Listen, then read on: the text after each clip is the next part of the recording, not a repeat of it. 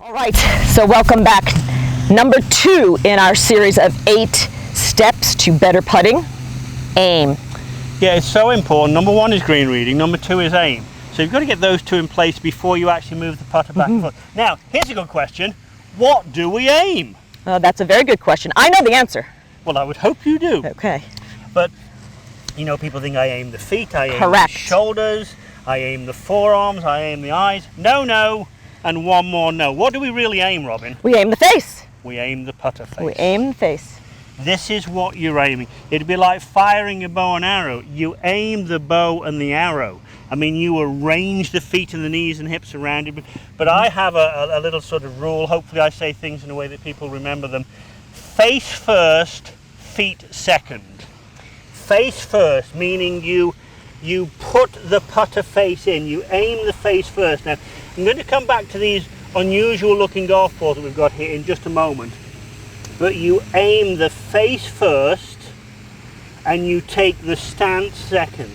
And the line that goes across the feet, there's very few putters actually that would have that line parallel to the target line. I would say most good putters are slightly lead Open, foot back. right.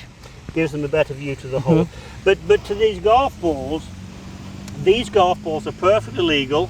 Little shout out for my sponsors, Frickson. Yes. But it's a high performance golf colors. ball, and you can see they have one color on one side, they have another color on the other side, and they come in various colors here, as you can see. They are a little easier to see against a cloudy sky on occasion, for sure, okay. when you see the dark side. But for putting, even if you didn't like to play with these golf balls, I think it would be very helpful for everybody to have at least one sleeve of these to practice the putting with, because you could be very particular, very careful about having read the green.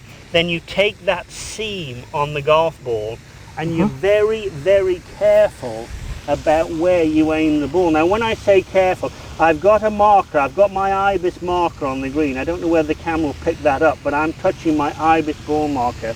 I have never, ever seen a good putter who didn't mark the ball, pick it up, scan the line, and be very, very careful and precise at how they put the ball down. Now, I'm not going to let go of that ball until I've scanned my line 1, 2, maybe 3, and then I'll let go of the ball, and only when I'm really sure that line is where I want to be would I take my Ibis ball marker away. Now, it drives me bonkers when I tell people this, say, oh, that's a good idea, I'll mark it.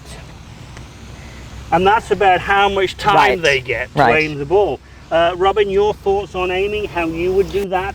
Well, I would do it the exact same way. So let's take it to the golf course where I don't have this golf ball.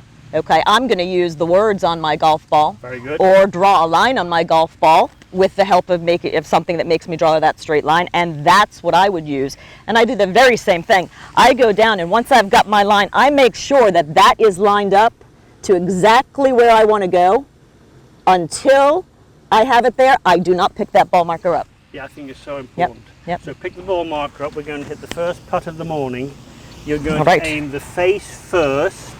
Now remember, we're at the 50-50 miss-make. There's going to be no trick photography, no computer-generated impressions here. Maybe it'll go in, maybe it won't. But here we go.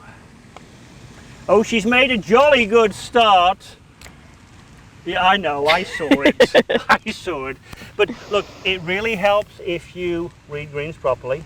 Not an easy skill, but it is a skill to be learned, and it really helps if you aim properly. Nothing to do with your grip or how you move back and forth or anything like that. And you also said something, is that you've got to buy into that. Once you're over it, you have to trust it. Oh, you do, you so do. Yeah, you have to trust that. I mean, I am so against slow play, I really am. But if you're over the ball and it's the club championship or something of that nature, anything of major importance, I'll just put that in. You will, let me say this, you will see good putters if they're not quite sure. You will see good putters if they've sort of lost it, they'll step back and they'll sort of start again. Now, I do want you to do that within 40 seconds. I'm not encouraging slow play by any means. But sort of the takeaway from this is aim the ball. Conversation with Tiger Woods many years ago. Tiger Woods has used a stripe on the ball. We know he's not playing at the moment, hopefully he'll be back, but through all his career he used a stripe through the ball.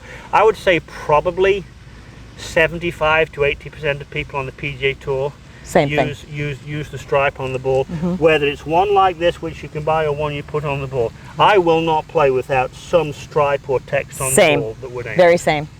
So learn to aim. It's a learned skill, just like green reading. It helps.